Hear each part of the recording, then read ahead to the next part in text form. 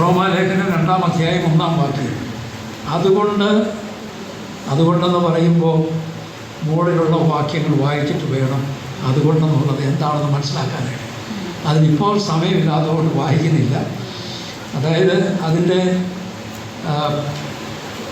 18 തുടങ്ങിയുള്ള വാക്യങ്ങൾ വായിച്ച് 32-ാം വാക്യത്തിൽ വന്നു കഴിഞ്ഞിട്ടാണ് അടുത്ത അധ്യായം തുടങ്ങുന്നത്. അടുത്ത അധ്യായമൊക്കെ നമ്മളൊക്കെ ഉണ്ടാക്കിയ അധ്യായങ്ങളാണ്, നമ്മളല്ല, മനുഷ്യനുണ്ടാക്കിയതാണ്. അതുകൊണ്ട് അതേ തുടർന്നാണ് പറയുന്നത്. അതുകൊണ്ട് ഇത്രയും കാര്യങ്ങളുള്ളത് കൊണ്ട് 28 മുതൽ 32 വരെ ഒരു വലിയ പാപത്തിൻ്റെ ലിസ്റ്റ് തന്നെ പറഞ്ഞിരിക്കുകയാണ്. അതിന് പുറകിലുള്ള കാര്യങ്ങളും അങ്ങനെ തന്നെ ഒരുപാടുണ്ട്.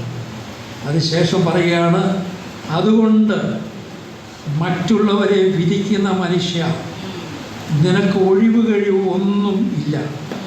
അന്യനെ വിധിക്കുന്നതിൽ നീ നിന്നെ തന്നെ കുറ്റം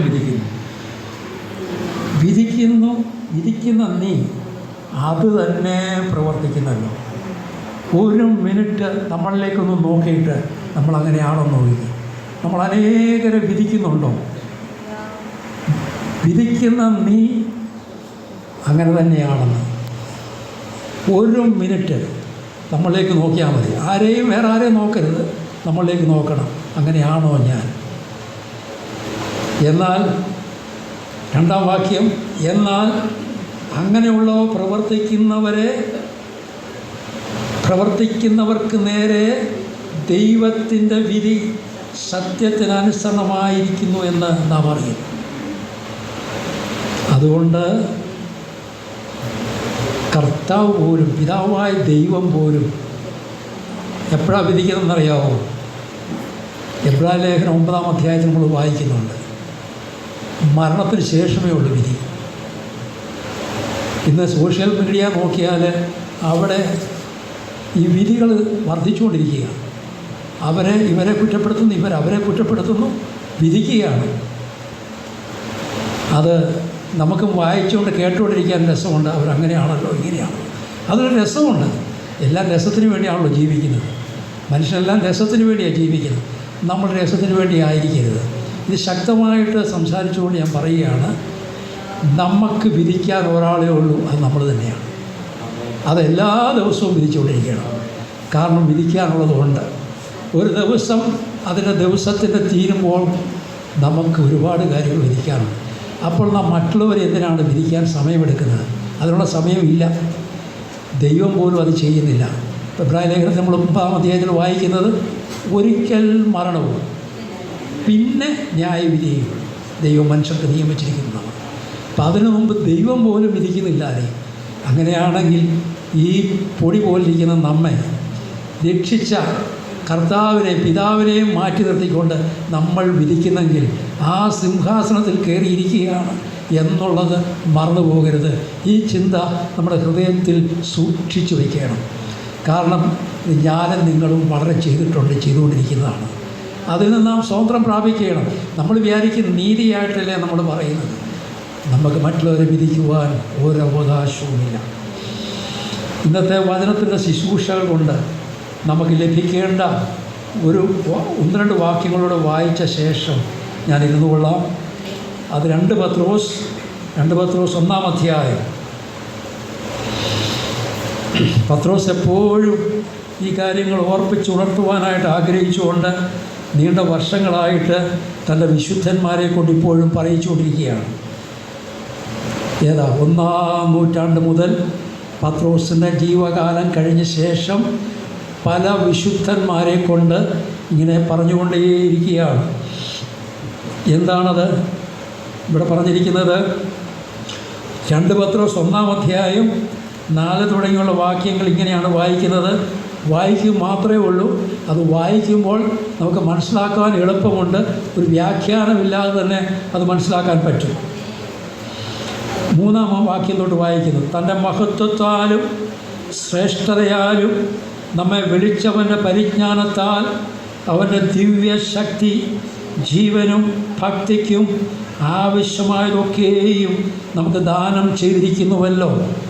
നമുക്ക് തന്നിരിക്കുന്നത് എന്താണെന്ന് നമ്മുടെ കണ്ണുകൾ തുറന്ന് നമ്മുടെ ഹൃദയദൃഷ്ടി പ്രകാശിച്ച് നാം കാണേണ്ടതുണ്ട്.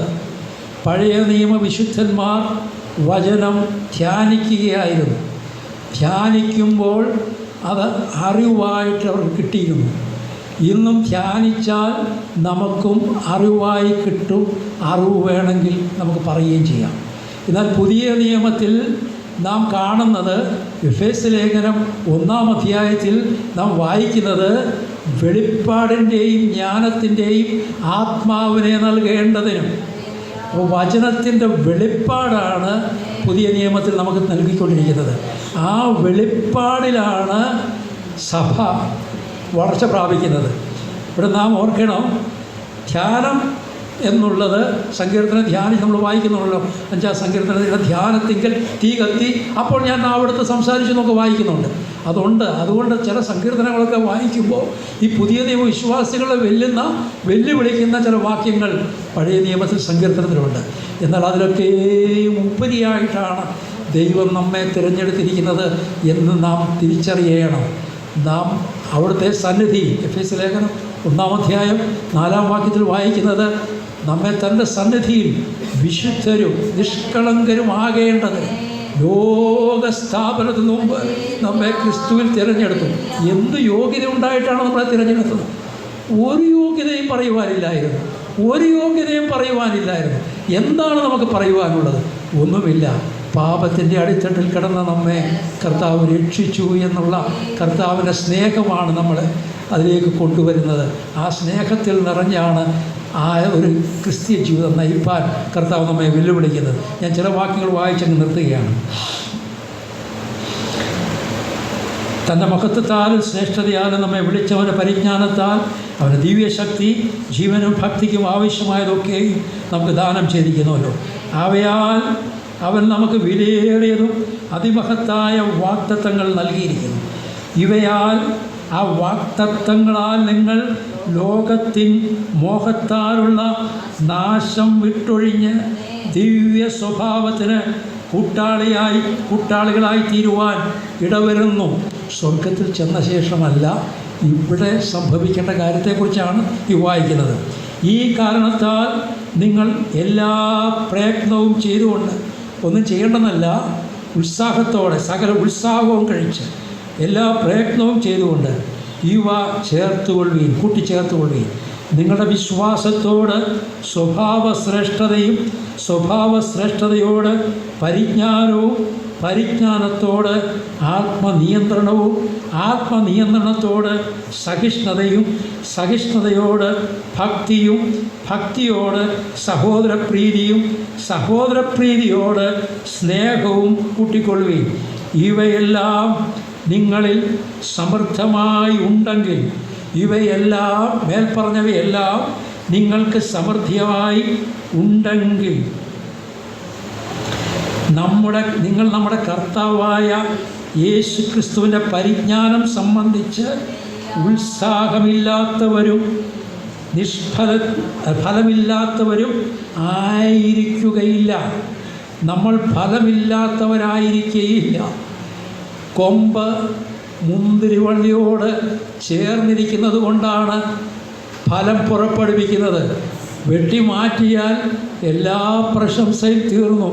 പ്രശംസിപ്പാൻ കാര്യമില്ല. തായ്തടിയോട് ചേർന്നിരിക്കുന്ന കൊമ്പായതുകൊണ്ടാണ് അതിൽ നിന്ന് ഒഴുകുന്ന ജീവരസമാണ് നമ്മിൽ കൂടെ ജീവനായിട്ട് പുറത്തേക്ക് വരേണ്ടത്. അതാണ് ജീവൻ നൽകുന്നത്. നാം കഴിഞ്ഞ ദിവസം യോഹന്നാന്റെ സുവിശേഷം 2-ാം അധ്യായമാണല്ലോ വായിച്ചത്, ധ്യാനിച്ചത്. പറഞ്ഞു പോയ സമയം പോകുന്നു. ഞാൻ ഈ വാക്യം കൂടെ വായിച്ചങ്ങ് നിർത്താം. ഇവയെല്ലാം നിങ്ങൾക്ക് സമൃദ്ധിയായി ഉണ്ടെങ്കിൽ, എന്നിട്ട് പറഞ്ഞിട്ട് യേശുക്രിസ്തുവിൻ്റെ പരിജ്ഞാനം സംബന്ധിച്ച് ഉത്സാഹമില്ലാത്തവരും ഫലമില്ലാത്തവരുമായിരിക്കുകയില്ല. ഇവ ഇല്ലാത്തവനോ കുരുടനത്രേ, അവൻ ഹ്രസ്വദൃഷ്ടിയുള്ളവനും തൻ്റെ പൂർവ്വപാപങ്ങളുടെ ശുദ്ധീകരണവും മറന്നവനും തന്നെ. അതുകൊണ്ട് സഹോദരന്മാരെ, നിങ്ങളുടെ വിളിയും തിരഞ്ഞെടുപ്പും ഉറപ്പാക്കുവാൻ അധികം ശ്രമിപ്പീൻ. ഇങ്ങനെ ചെയ്താൽ നിങ്ങൾ ഒരിക്കലും വീഴുകയില്ല, ഇടറിപ്പോകുകയില്ല. നമ്മുടെ കർത്താവും രക്ഷിതാവുമായ യേശു ക്രിസ്തുവിൻ്റെ നിത്യരാജ്യത്തിലേക്കുള്ള പ്രവേശനം നിങ്ങൾക്ക് ധാരാളമായി സമൃദ്ധിയായി പ്രാപിക്കുവാൻ കഴിയും. ദൈവത്തിൻ്റെ സ്തോത്രം. നമ്മെ കർത്താവ് അതിനു വേണ്ടി ഒരുക്കിക്കൊണ്ടിരിക്കുന്നു. ഇനി തുടർന്നുള്ള ശുശ്രൂഷയും അതിനുവേണ്ടിയുള്ളതാണ്. ശ്രദ്ധയോടെ നമുക്ക് കേട്ടുകൊണ്ടിരിക്കാം, നമ്മുടെ ഉള്ളിൽ സംഗ്രഹിക്കാം, ആ വചനത്താൽ നമുക്ക് ജീവിക്കാം. ദൈവമായ കർത്താവ് നമ്മെ സഹായിക്കട്ടെ.